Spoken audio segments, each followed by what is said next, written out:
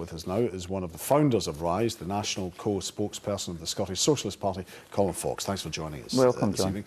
What does RISE stand for? Who's involved? Well, RISE is respect, independence, socialism and environmentalism. It's Scotland's left alliance, and it's the continuation of the independence movement. It's people who support independence, who want to see a left-wing independence, an independent socialist Scotland. And I have to say, John, it's the most important and significant left unity project Scotland has seen in 18 years, in a generation. You're coming very much from the left, as you say. Are you not perhaps a wee bit late, given what Jeremy Corbyn appears to be doing with the Labour Party? No, I think the timing's absolutely ideal when you think about it.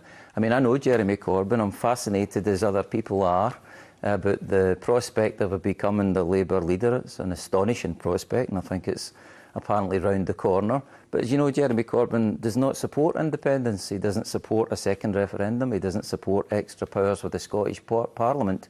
So in a way, he's cut himself off from the progressive left-wing opinion in Scotland that was so obvious in the last 2 or 3 years in the referendum campaign. So what about the SNP, though? They're very much a huge power bloc at the moment. They're obviously for independence. Why can't you let them take it on? Well, we believe that the independence movement in Scotland would be much better represented in the Scottish Parliament in all its diversity. I mean, I was, as you know, a Scottish Socialist Party MSP for 4 years. 2003, a lot of people felt that was the best period for Holyrood. It was diverse. You know, you had pluralistic, you had 6 from the Scottish Socialist Party, 7 Greens, 6 independents. And it's our belief that the independence movement would be better reflected at Holyrood if you had the Scottish Left Alliance, RISE, as well as the SNP and the Greens there arguing for independence together. You talk about 2003. The SNP did not perform so well in the 2003 election. They have very much so now. What is the realistic expectation then? I think the SNP have very much capitalised on the disillusion in the Labour Party, haven't they? I mean, the Labour Party today is unrecognisable from 2003.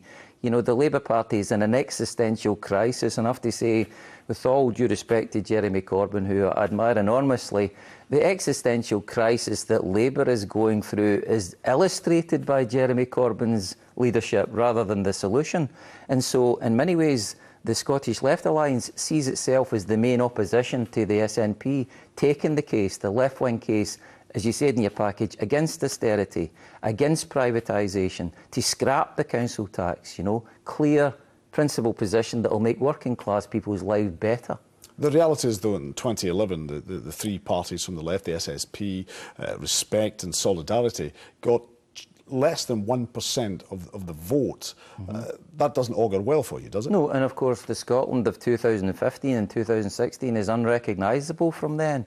And it's why I said earlier on that RISE is the most important left unity project. We've learned from the past. You have to be united, and we intend to take an effective left-wing case to the people of Scotland, confident that they'll give us the support that we need to get MSPs from RISE elected next May. You're saying, talking about being united, but much of it, much being said of seeing similarities with Syriza in Greece, for example. They'll be there on Saturday as well.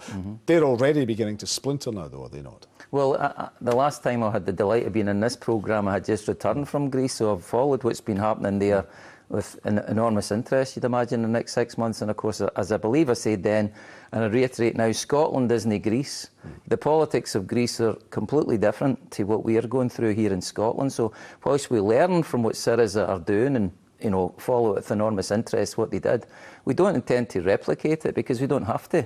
But we learn from abroad and we implement what parts of we learn from abroad where we think they're appropriate here. And I think Syriza, Podemos, who'll be represented on Saturday at the Marriott Hotel in Glasgow, the people from Black Lives Matter from America who also can tell us something about fighting racism.